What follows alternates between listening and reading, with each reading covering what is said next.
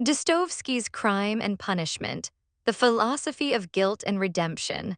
Hook and intro. Have you ever wondered if some individuals are truly above the law, capable of transcending conventional morality for a greater good? What if you believed that a single, audacious act could justify a multitude of benefits, not just for yourself, but for society? And what if, in testing this theory, you plunged yourself into a psychological abyss, finding that the true punishment wasn't external, but an agonizing torment within your own soul?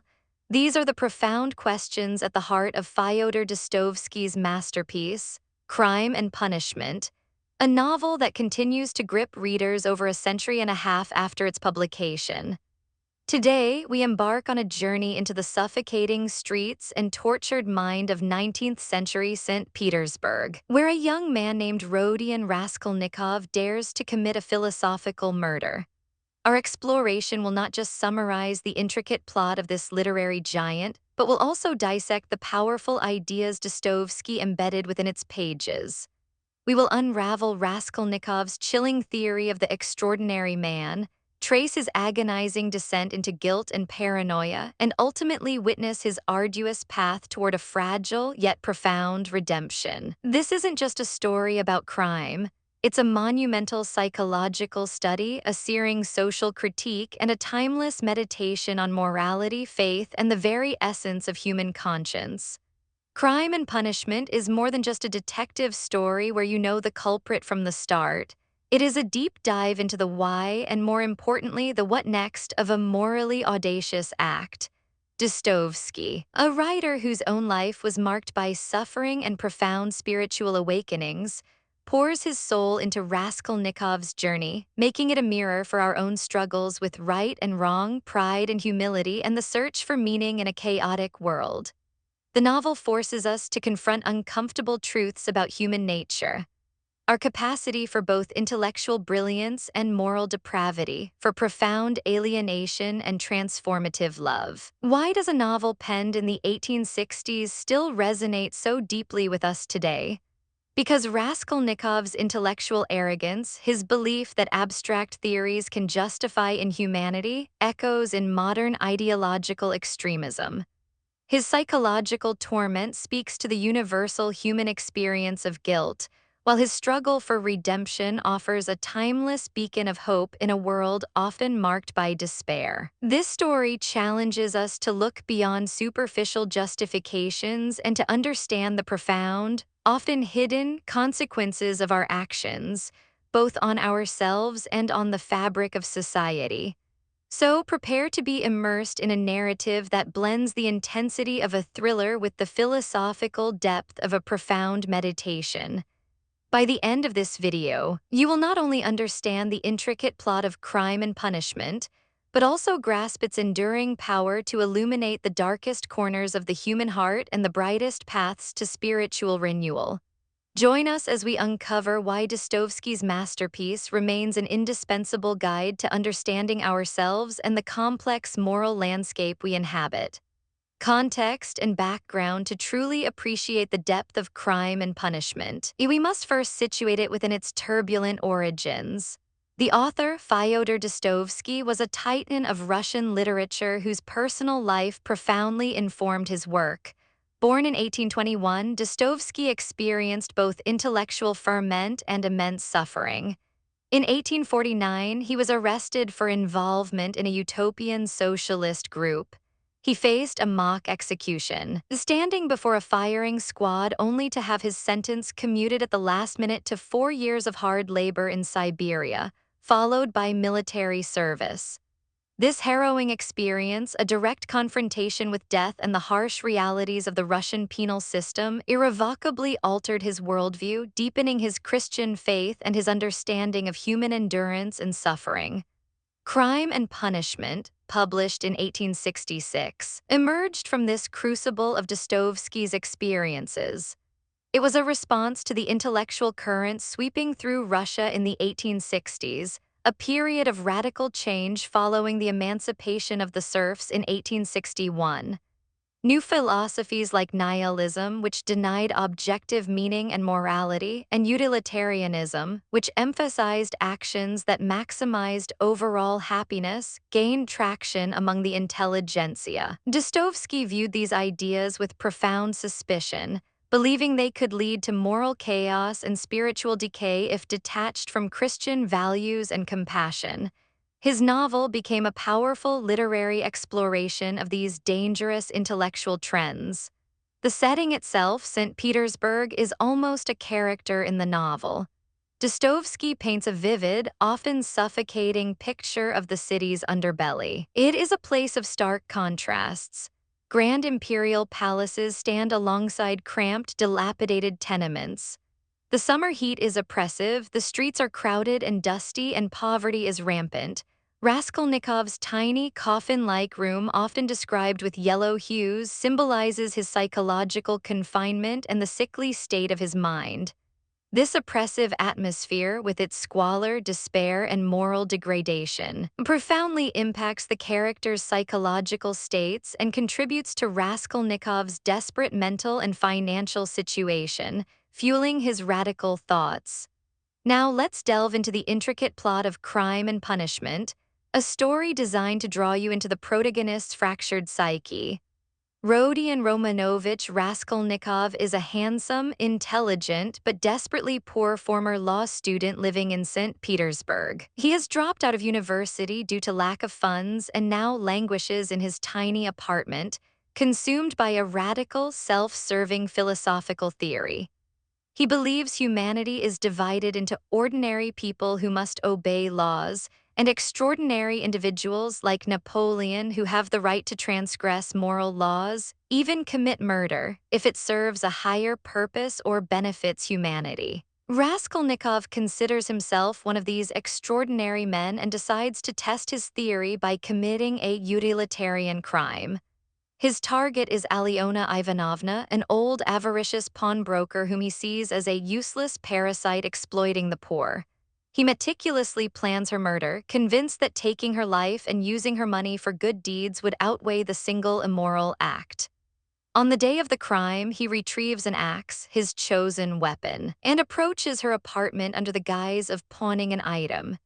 He brutally murders Alyona Ivanovna with the axe, taking her valuables. However, his carefully constructed plan immediately unravels. Unexpectedly, Alyona's meek half-sister, Lizaveta Ivanovna, returns home and discovers the gruesome scene. Terrified and realizing he cannot leave a witness, Raskolnikov, in a desperate panic, murders Lizaveta as well. This unplanned second murder of an innocent and gentle soul immediately shatters Raskolnikov's intellectual justifications. The crime is messy, chaotic, and far from the clean, rational execution he envisioned. He barely escapes the apartment, managing to hide the stolen goods and the axe, but his inner world is already in turmoil. The aftermath is swift and devastating, though not in the way he expected. Instead of feeling empowered or liberated, Raskolnikov is immediately consumed by an overwhelming, debilitating guilt, paranoia, and feverish delirium. He falls seriously ill, confined to his room for days, haunted by hallucinations and nightmares. He becomes deeply alienated from his friends and family, convinced that everyone suspects him even when there's no direct evidence. During his illness, Raskolnikov receives a visit from his loyal friend Dmitry Prokofyevich Razumikhin, who tirelessly cares for him. Razumikhin is Raskolnikov's foil, practical, kind-hearted, and resilient. He represents the possibility of honest work and genuine human connection. Raskolnikov's beloved mother, Pulcheria Alexandrovna, and his virtuous sister, Avdiya Romanovna Raskolnikova, known as Dunya, also arrive in St. Petersburg. They are in dire straits financially, and Dunya has accepted a marriage proposal from Fyodor Petrovich Luzhin, a wealthy, self-important, and morally bankrupt lawyer, primarily to save her family from poverty. Raskolnikov despises Luzhin, seeing through his manipulative and egoistic nature, and forbids the marriage. The investigative magistrate assigned to the case is Porfiry Petrovich, a shrewd and cunning man who quickly discerns Raskolnikov's guilt not through physical evidence but through psychological insight. Porfiry engages Raskolnikov in a series of subtle, intellectual cat-and-mouse games, planting seeds of doubt and subtly guiding him towards confession without direct accusation. His methods rely entirely on understanding Raskolnikov's tortured conscience, knowing that the internal punishment is the most unbearable. A crucial figure in Raskolnikov's journey is Sonya Marmeladova, a young woman forced into prostitution to support her impoverished family, particularly her alcoholic father, Semyon Marmeladov, and her stepmother Katerina Ivanovna and their children. Sonya embodies selfless Christian love, humility, and unwavering faith. Raskolnikov, drawn to her profound suffering and spiritual purity, eventually confesses his crime to her. Sonya's response is not judgment but deep compassion. She sees in him not a monster but a suffering soul and urges him to confess publicly and find redemption through penance. She believes that only through suffering can he achieve spiritual rebirth. The narrative also introduces Arkady Ivanovich Svidrigailov, Dunya's former employer, a wealthy, morally ambiguous, and predatory man who had harassed Dunya. Svidrigailov represents a dark, sensual nihilism, a man who lives without moral constraints but who is also haunted by his past. He is aware of Raskolnikov's crime and offers him a cynical escape, a path further into moral depravity. However, even Svidrigailov, after a series of disturbing encounters and haunting dreams, cannot escape the consequences of his own spiritual emptiness and ultimately takes his own life. Driven by his unbearable guilt, Porfiry's psychological pressure, and Sonya's unwavering influence, Raskolnikov finally confesses his crime in a public square, kneeling and kissing the earth as Sonya had instructed. He then surrenders to the authorities. He is sentenced to 8 years of penal servitude in Siberia. The epilogue takes us to Siberia, where Raskolnikov initially remains defiant and cold, still intellectually justifying his actions. He is tormented by the indifference of his fellow prisoners and struggles to connect with Sonya, who has followed him to Siberia. But through Sonya's constant, unconditional love and self-sacrifice and his own prolonged suffering, a slow, arduous process of spiritual awakening begins. The novel concludes with the promise of a new story, the story of Raskolnikov's gradual renewal and his slow progress toward accepting punishment and embracing a new life, hinting at potential spiritual rebirth through his love for Sonya and his acceptance of faith. Core narrative and analysis at the heart of Crime and Punishment lies Rodion Raskolnikov's audacious theory, the idea of the extraordinary man. This theory, articulated in his article and countless internal monologues, divides humanity into two categories. First, the ordinary people who are conformist, subservient, and exist merely to perpetuate the species. They are bound by conventional moral laws and social norms. Second, the extraordinary individuals who possess genius, vision, and the inherent right to transcend these laws if their actions lead to a greater good, to the advancement of humanity, or to the fulfillment of their own destiny.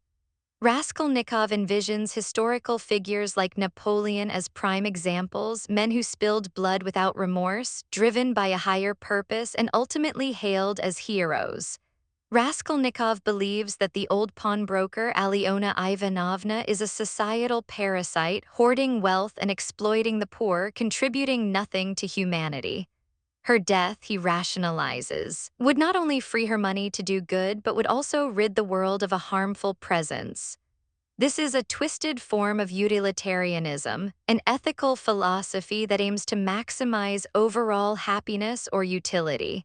He sees himself as an intellectual titan, an extraordinary man, capable of making this difficult, morally transgressive decision for the benefit of many, including himself, as her money would fund his education and potentially allow him to achieve great things.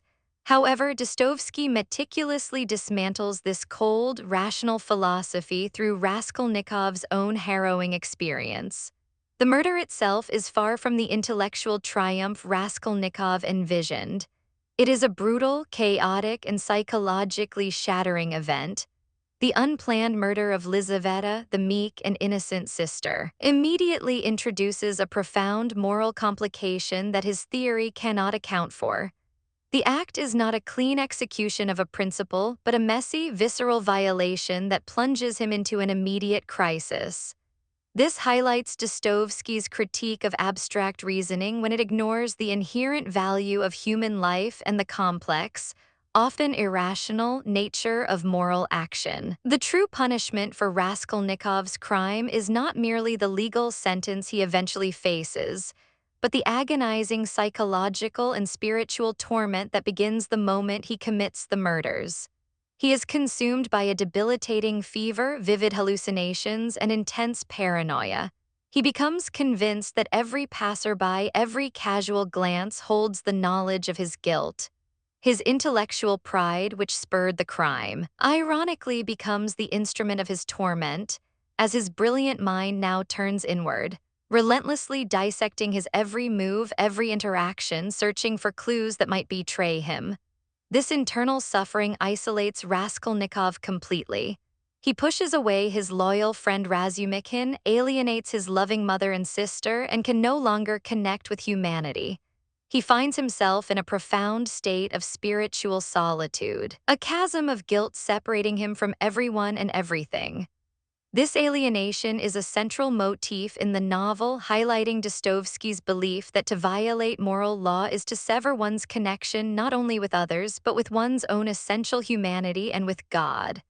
Raskolnikov's inability to live with his conscience, despite his intellectual justifications, profoundly challenges the nihilistic premise that morality is an arbitrary construct. Enter Porfiry Petrovich, the shrewd investigating magistrate who becomes Raskolnikov's psychological tormentor. Porfiry doesn't rely on conventional police work or material evidence. Instead, he employs a masterful strategy of psychological warfare. He understands Raskolnikov's intellect, his pride, and his profound internal suffering. In their various encounters, Porfiry never directly accuses Raskolnikov but subtly hints at his knowledge, asking probing questions and playing on Raskolnikov's paranoia. He knows that the true evidence resides in Raskolnikov's own conscience and that the internal torment will eventually force a confession. Porfiry's approach embodies Dostoevsky's profound insight into the human psyche, that guilt is an inescapable burden, a spiritual wound that cannot be healed by intellectual sophistry. For instance, during their second interview, Porfiry subtly brings up Raskolnikov's published article on the extraordinary man. Raskolnikov, eager to defend his theory, inadvertently reveals details that could only be known by the murderer, further tightening the psychological noose. This cunning game highlights the inescapable nature of truth, even when buried under layers of rationalization. The counterpoint to Raskolnikov's intellectual pride and nihilism is found in the character of Sonya Marmeladova. Sonya is forced into prostitution by extreme poverty to support her destitute family, yet she embodies unwavering Christian faith, profound humility, and selfless love. She is a sinner in the eyes of society, but a saint in her spiritual purity and boundless compassion. Raskolnikov, drawn to her suffering and her capacity for enduring life's harshest realities with grace, eventually confesses his unspeakable crime to her. Sonya's reaction to Raskolnikov's confession is a pivotal moment in the novel. She does not condemn him. Instead, she embraces him with tears, seeing not a monster but a suffering human soul. She immediately urges him to confess publicly, to go to the crossroads, bow down, kiss the earth you've defiled, and say to all the world, I am a murderer. For Sonya, suffering is not merely punishment but a path to spiritual purification and redemption. She offers Raskolnikov a small wooden cross, symbolizing the acceptance of his burden and the possibility of resurrection, mirroring the biblical story of Lazarus, whom she reads to him. This act of faith and unconditional love provides the first true glimmer of hope for Raskolnikov.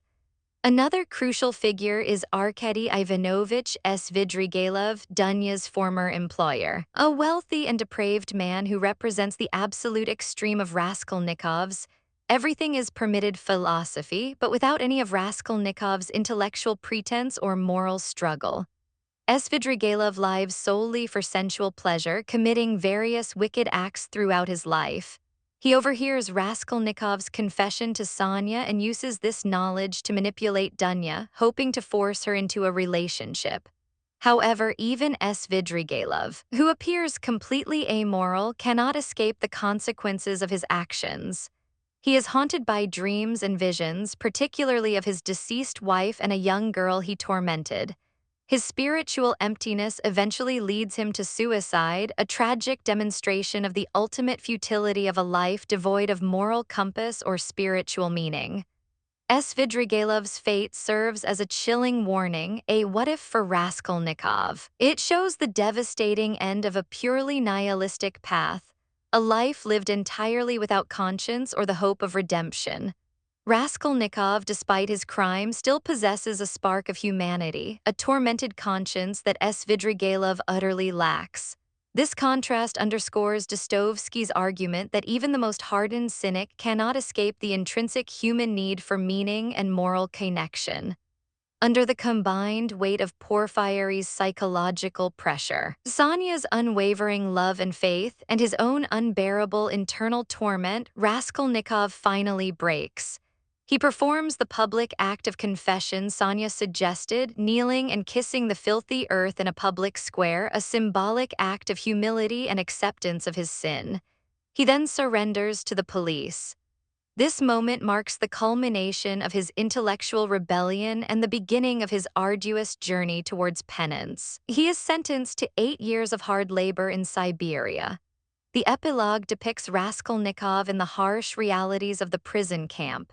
Initially, he remains proud and defiant, still intellectually superior to his fellow prisoners, still refusing to genuinely repent. His alienation persists. He even wonders why he didn't just kill himself like Svidrigailov. However, Sonya, true to her word, follows him to Siberia, enduring hardship to be near him. Her selfless love, her constant presence, and the sheer suffering of his exile slowly begin to chip away at Raskolnikov's intellectual armor.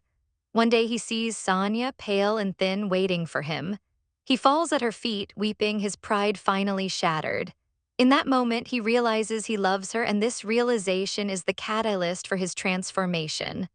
The novel ends with the promise of a new story, the story of his gradual spiritual rebirth. Dostoevsky suggests that genuine redemption is not a sudden epiphany, but a long, painful process of renewal, nurtured by love, suffering, and a return to faith. It is not an end but a beginning, a slow ascent from the depths of nihilistic despair to the light of spiritual hope. Deep insight and reflection. Dostoevsky's Crime and Punishment transcends its 19th-century Russian setting to offer profound insights that remain acutely relevant in our contemporary world. Raskolnikov's intellectual justification for murder, born from his theory of extraordinary men, and fueled by a distorted utilitarianism, serves as a timeless warning against ideological extremism. In our own time, we witness instances where abstract political, social, or religious ideologies dehumanize others, justifying violence, oppression, or even terrorism in the name of a greater good or a higher purpose. And consider the radicalization often seen online, where individuals become so entrenched in an ideology that they lose touch with basic human empathy. Raskolnikov's belief that some lives are expendable for a perceived societal benefit echoes in the rhetoric of extremist groups, whether they are political radicals advocating for violent revolution or those who justify discrimination or harm based on identity. For example, historical instances of genocide or modern acts of terrorism often find their roots in dehumanizing ideologies that echo Raskolnikov's initial premise, that certain individuals or groups are useless or harmful and can therefore be eliminated for the supposed benefit of a larger collective. The novel also offers enduring insights into psychological health and the destructive nature of unacknowledged internal conflict and guilt. Raskolnikov's descent into paranoia, feverish delirium, and social isolation is a harrowing depiction of the psychological toll that moral transgressions take. This is incredibly relevant to modern discussions on mental health, trauma, and the importance of accountability and confession. Many therapeutic approaches today emphasize acknowledging wrongdoing and seeking reconciliation as crucial steps toward psychological healing. For instance, the experience of veterans suffering from PTSD, grappling with actions taken in war, often mirrors Raskolnikov's internal torment, highlighting the deep psychological wounds that moral injury can inflict. Moreover, the novel's exploration of the human quest for meaning and the struggle with faith remains profoundly relevant in a secularizing world. Raskolnikov's initial rejection of traditional morality and his attempt to find meaning solely through intellect and self-assertion lead him to a spiritual wasteland. Sonya, on the other hand, embodies a different path, one of humility, faith, and unconditional love, offering a counter-narrative to purely rationalistic worldviews. This struggle resonates with individuals today grappling with existential angst, seeking purpose beyond materialism, or questioning the role of spirituality in their lives. The search for genuine connection and a moral anchor in an increasingly complex world is a timeless human endeavor. Dostoevsky prompts us to reflect on the purpose of justice and punishment. Is punishment merely retribution, or does it serve a rehabilitative function? Porfiry Petrovich's psychological approach, aiming to draw Raskolnikov to confession through his own conscience rather than purely external evidence, suggests a deeper understanding of justice. This resonates with contemporary debates about restorative justice, rehabilitation programs, and the idea that true societal healing requires more than just incarceration. It requires individuals to confront their actions and seek personal transformation. Now, let us turn to some thought-provoking questions that Dostoevsky's masterpiece compels us to consider, encouraging us to reflect on these timeless themes in our own lives. Do you believe that any individual can truly be extraordinary enough to transcend universal moral laws, or is Raskolnikov's theory fundamentally flawed? This question challenges our own perceptions of exceptionalism and the boundaries of ethical behavior. How much do our external circumstances, like poverty or social pressure, influence our moral choices? And to what extent are we always responsible for our actions? Reflect on the interplay between determinism and free will, a central tension in Raskolnikov's story. In what ways does society's current emphasis on success and achievement potentially encourage a form of Raskolnikov-like intellectual pride or justification of morally questionable actions? Consider modern pressures and their ethical implications. If you were Raskolnikov, would you have chosen Sonya's path of suffering and confession, or would you have sought to escape the consequences of your crime by any means necessary, perhaps even suicide like Svidrigailov? This asks us to confront our own capacity for moral courage and despair. Do you believe suffering can truly be a path to spiritual growth and redemption, or is it merely a painful experience to be avoided at all costs? Reflect on the transformative potential of hardship and personal challenges. How do fictional narratives like crime and punishment help us understand complex psychological states and moral dilemmas in a way that academic texts or news reports might not? Consider the unique power of storytelling. These questions invite us into a deeper dialogue with Dostoevsky, not just as readers of a classic novel, but as active participants in the ongoing human conversation about morality, guilt, and the elusive path to redemption. The novel does not offer easy answers, but rather a profound exploration of the journey itself. Outro as we conclude our journey through the shadowy streets and tormented mind of Rodion Raskolnikov, the profound brilliance of Dostoevsky's Crime and Punishment truly shines through. This novel is far more than a simple tale of murder and justice. It is an unforgettable exploration of the human psyche, a searing critique of intellectual arrogance, and a timeless testament to the redemptive power of suffering, humility, and unconditional love. Raskolnikov's ultimate realization that genuine freedom lies not in transcending moral laws, but in embracing human connection and spiritual truth resonates deeply. echoing our own struggles for meaning and purpose. The core message of Crime and Punishment is clear. Abstract theories, divorced from compassion and the inherent dignity of every human life, lead not to liberation but to profound psychological torment and alienation. True punishment, Dostoevsky powerfully illustrates, often resides within the conscience, far more potent than any external legal consequence. And yet, amidst this despair, there is hope. Through the unwavering faith and selfless love of Sonya Marmeladova, Raskolnikov embarks on an arduous path toward spiritual rebirth, teaching us that even after the gravest transgressions, redemption is possible through humility, confession, and the acceptance of suffering. If this exploration of Dostoevsky's genius has stirred your soul, we invite you to delve deeper into the rich tapestry of his work and other related philosophical inquiries. First, consider The Brothers Karamazov, another monumental novel by Dostoevsky, which expands on themes of faith, doubt, moral responsibility, and the nature of good and evil through the complex story of a patricide and its impact on a family. Second, you might explore Notes from Underground, Dostoevsky's earlier novella, which introduces the underground man, a bitter and alienated narrator who critiques rationalism and challenges the very foundations of human nature, providing an intellectual precursor to Raskolnikov's struggles. Third, for a comparative philosophical perspective, delve into the works of Friedrich Nietzsche, particularly his concept of the Übermensch overman. While Dostoevsky predates Nietzsche, Raskolnikov's extraordinary man theory offers a fascinating contrast to Nietzsche's ideas, allowing for a deeper understanding of the enduring debate about human potential and moral transcendence. Finally, consider the broader philosophical movement of existentialism. Authors like Albert Camus and Jean-Paul Sartre explored themes of freedom, responsibility, alienation, and the search for meaning in a seemingly absurd world, ideas that Dostoevsky profoundly grappled with in Crime and Punishment. Crime and Punishment reminds us that the battle between good and evil, between pride and humility, is not just fought on grand stages, but within the silent chambers of the human heart. It challenges us to look within, to question our own justifications, and to seek out the redemptive power of compassion and connection in a world that so often tempts us towards isolation.